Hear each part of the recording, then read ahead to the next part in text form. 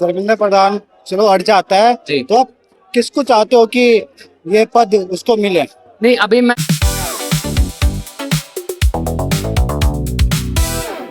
और भाई बढ़िया भैया। कब से यहाँ पे हो भाई? मैं 20 तारीख को भैया। 20 तारीख से हो? हाँ, जैसे चालू हुआ है यहाँ पे। हाँ, तब से हो? हाँ, तब से हूँ मैं।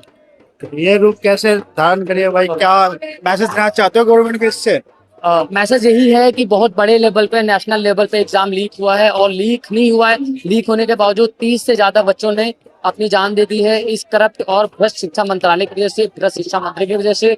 और 30 से 40 घरों पे चिराग जो है बुझ गए हैं। तो उनको ध्यान में रखते हुए हमारे 20 से 25 और उससे भी ज्यादा भाई यहाँ पे भूख हड़ताल पे बैठे हैं। उससे भी ज्यादा जरूरी है कि जो सोनम सर है, हमारे रिस्पेक्टेड सोनम सर, वो भूख हड़ताल पे बैठे हैं सिर्फ इस वजह से कि इस देश के बच्चों को अच्छी शिक्षा मिल सके, इस देश के हर एक ग्रामीण लेवल पे अच्छी शिक्षा जाए और सब लोग पढ़ें लिखें, आगे बढ़ें, देश को आगे बढ़ाने में सहयोग करें।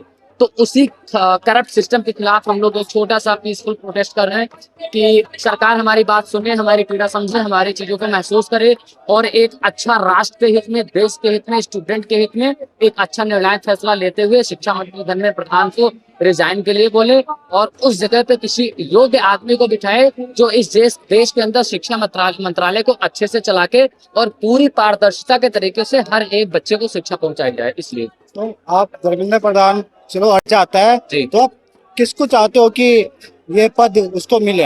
नहीं, अभी मैं सर ये नहीं कहूंगा कि मैं किसको चाहता हूँ, मेरे चाहने से कुछ नहीं होगा। मैं इतना जरूर कह सकता हूँ कि हर एक राजनीतिक पार्टियां में जितने नेता होते हैं वो काफी योग्य हैं। बस उनको एक अच्छा सुप्रीम लीडर चाहिए होता है जो उनको हर चीज में गाइड करे, हर चीज में कोऑर्डिनेट करे, हर चीज में कैबिनेट में बिना सूट सलाह लिए कोई डिसीजन ना ले और एक बार जरूर सोचे कोई फैसला लेने से पहले कि क्या यह देश के हित में है, क्या यह देश के स्टूडेंट्स के हित में है, क्या यह देश के एजुकेशन सिस्टम को बेहतर बनाने के हित में है। अगर सब कुछ सोच के अगर उनको लगता है कि हाँ ये सारे चीज के हित में है, तब वो फैसला लिया जाए और लागू किया जाए। बीजेपी में कई सारे नेता ऐसे हैं जो काफी पढ़े लिखे हैं। नाम बताइए। बीजेपी के जो प्रमुख प्रवक्ता माने जाते हैं सुधांशु, उनका सरनेम मुझे नहीं पता, बट वो बहस पे टीवी पे आप लोग देखते होंगे, जो बहस होती है प्रवक्ता के तौर पे सुधांशु हैं एक लोग, बहुत ज्यादा पढ़े लिखे हैं और उनके पास बहुत अच्छी अच्छी डिग्रियां हैं।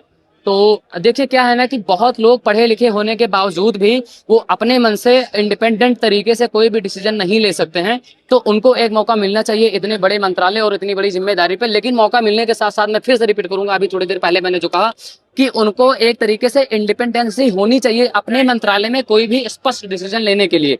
अगर उनके तरफ से कोई ऊपर से दबाव आता है उनपे तो वो नहीं ले पाएंगे। तो पढ़ाई लिखाई सब बेकार है। आप पीएचडी करके बैठ जाइए, अगर आपके ऊपर वाला पर्सन आप पे दबाव डालेगा, कोई डिसीजन हित में नहीं लेने देगा स्टूडेंट्स के, तो आपकी पढ़ाई लिखाई सब बेकार है। तो ऐसा हम नहीं कह सकते कि बीजेपी में कोई पढ़ा लिखा नहीं है, सब लोग पढ़े लिखे हैं और बिना पढ़े लिखे लोग भी देश को चला सकते हैं सर।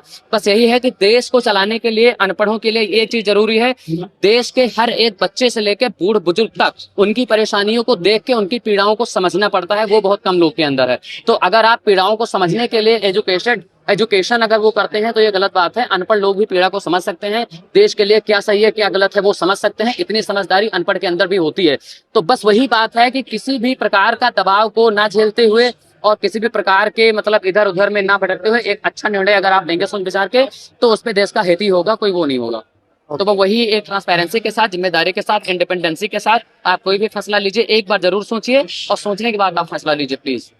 तो अभी का जो मुद्दा है वो धर्मेंद्र प्रधान जी का इस्तीफा है। आप प्लीज इस्तीफा दीजिए क्योंकि आप जिस गद्दी पे बैठे हैं आप उस गद्दी के बिल्कुल लायक नहीं है। 30 से ज्यादा बच्चों ने अपनी जान को बलि दे दी है। उन बच्चों के कातिल, उन बच्चों के खून आपके बॉडी पे लगा हुआ है। आप उन खून लगे हुए बॉडी को आप कुर्सी पे मत बैठाइए क्योंकि वो कुर्सी ऐसी है जिस कुर्सी के माध्यम से नीति बनती है वो पूरे देश को बनाती है, देश को कंस्ट्रक्शन के तौर पे बनाती है, वो देश को आगे बढ़ाती है, देश को इकोनॉमिकल ग्रोथ, एजुकेशन के हर मामले में देश को शिक्षा ही आगे बढ़ाती है। तो उस कुर्सी पे आप उसको बदनाम ना करें। जो गलती हुई है उसको एक्सेप्ट करते हुए आप पद को छोड़िए, दूसरा कोई योग्य आदमी आए उस पर बैठे जो अच्छे तरीके से शिक्षा में विस्तार करे और देश के हर बच्चे तक शिक्षा पहुंचे।